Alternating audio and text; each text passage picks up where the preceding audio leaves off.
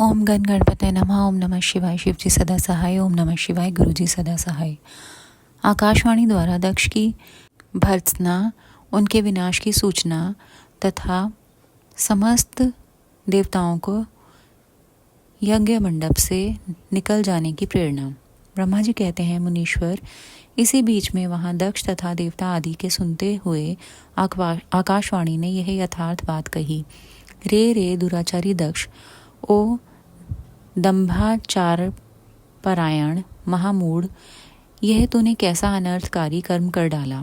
ओह मूर्ख, शिव भक्त राज दधीची के कथन को भी तूने प्रामाणिक नहीं माना, जो तेरे लिए सब प्रकार से आनंददायक और मंगलकारी था। वे ब्राह्मण देवता तुझे दुस्सह शाप देकर तेरी यज्ञशाला से निकल गए, तो भी तुझ मूढ़ ने अपने मन में कुछ भी नहीं समझा। उसके बाद तेरे घर में मंगलमयी सती देवी स्वतः पधारी, जो तेरी अपनी ही पुत्री थी, किंतु तूने उनका भी परम आदर नहीं किया। ऐसा क्यों हुआ? ज्ञान दुर्लभ दक्ष, तूने सती और महादेव जी की पूजा नहीं की। यह क्या किया? मैं ब्रह्मा जी का बेटा हूँ, ऐसा समझकर तू व्यर्थ ही घमंड में भरा रहता है और इसीलिए तुझ पर मोह छा गया है। वे सती देवी ही सत्पुरुषों की आराध्या देवी हैं अथवा सदा आराधना करने के योग्य हैं। वे समस्त पुण्यों का फल देने वाली, तीनों लोकों की माता, कल्याण स्वरूपा और भगवान शंकर के आधे अंग में निवास करने वाली हैं। वे सती देवी ही पूजित होने पर सदा संपूर्ण सौभाग्य प्रदान करने वाली हैं।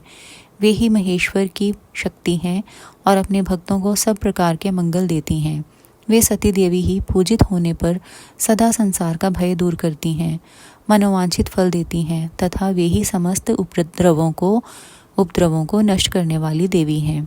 वे सती ही सदा पूजित होने पर कीर्ति और संपत्ति प्रदान करती हैं। वे ही पराशक्ति तथा भोग और मोक्ष प्रदान करने वाली परमेश्वरी हैं।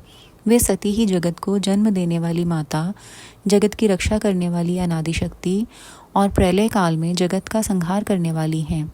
वे जगन माता सती ही भगवान विष्णु की माता रूप से सुशोभित होने वाली तथा ब्रह्मा, इंद्र, चंद्र, अग्नि एवं सूर्य देव आदि की जननी मानी गई हैं। वे सती ही तप, धर्म और दान आदि का फल देने वाली हैं। वे ही शंभु शक्ति महादेवी हैं तथा दुष्टों का हनन करने वाली परात्पर शक्ति हैं। ऐसी महिमा वाली सती देवी, जिनकी सदा प्रिय धर्म पत्नी है, उन भगवान महादेव को तूने यज्ञ में भाग नहीं दिया। अरे, तू कैसा मूढ़ और कुविचारी है। भगवान शिव ही सबके स्वामी तथा परात्पर परमेश्वर हैं। वे समस्त देवताओं के सम्यक सेव्य हैं और सबका कल्याण करने वाले हैं। इन्हीं के दर्शन की इच्छा से सिद्ध पुरुष तपस्या करते हैं और इन्हीं के साक्षात्कार की अभिलाषा मन में लेकर योगी लोग योग साधना में प्रवृत्त होते हैं। अनंत धन धान्य और यज्ञ याग आदि का सबसे महान फल यही बताया गया है कि भगवान शंकर का दर्शन सुलभ हो। शिव ही जगत का धारण पोषण करने वाले हैं। वे ही समस्त विद्याओं के पति एवं सब कुछ करने में समर्थ हैं। आदि विद्या के श्रेष्ठ स्वामी और समस्त मंगलों के भी मंगल वे ही हैं। दुष्ट दक्ष, तूने उनकी शक्ति का आज सत्कार नहीं किया है, इसीलिए इस यज्ञ का विनाश हो जाएगा। पूजनीय व्यक्तियों की पूजा न करने से अमंगल होता ही है। तूने परम पूज्य शिव स्वरूपा सती का पूजन नहीं किया है। शेषनाग अपने सहस्त्र मस्तकों से प्रतिदिन प्रसन्नता पूर्वक जिनके चरणों की रज धारण करते हैं, उन्हीं भगवान शिव की शक्ति सती देवी थीं। जिनके चरण कमलों का निरंतर ध्यान और सादर पूजन करके ब्रह्मा जी ब्रह्मत्व को प्राप्त हुए हैं, उन्हीं भगवान शिव की प्रिय पत्नी सती देवी थी।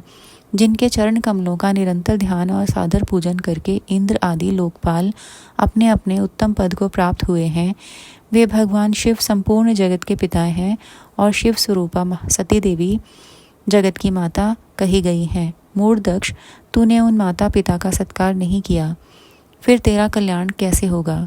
तुझ पर दुर्भाग्य का आक्रमण हो गया और विपत्तियां टूट पड़ी, क्योंकि तूने उन भवानी सती और भगवान शंकर की भक्ति भाव से आराधना नहीं की। कल्याणकारी शंभु का पूजन ना करके मैं भी कल्याण का भागी हो सकता हूँ। यह तेरा कैसा गर्व है, वह दुर्वार गर्व आज नष्ट हो जाएगा। इन देवताओं में से कौन ऐसा है जो सर्वेश्वर शिव से विमुख होकर तेरी सहायता करेगा? मुझे तो ऐसा कोई देवता नहीं दिखाई देता। यदि देवता इस समय तेरी सहायता करेंगे तो जलती आग से खेलने वाले पतंगों के समान नष्ट हो जाएंगे।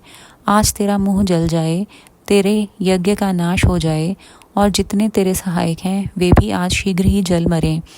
इस दुरात्मा दक्ष की जो सहायता करने वाले हैं उन समस्त देवताओं के लिए आज शपथ है, वे मेरे अमंगल के लिए ही तेरी सहायता में विरत हो जाएं। समस्त देवता आज इस यज्ञ मंडप से निकलकर अपने अपने स्थान को चले जाएं, अन्यथा सब लोगों का सब प्रकार से नाश हो जाएगा।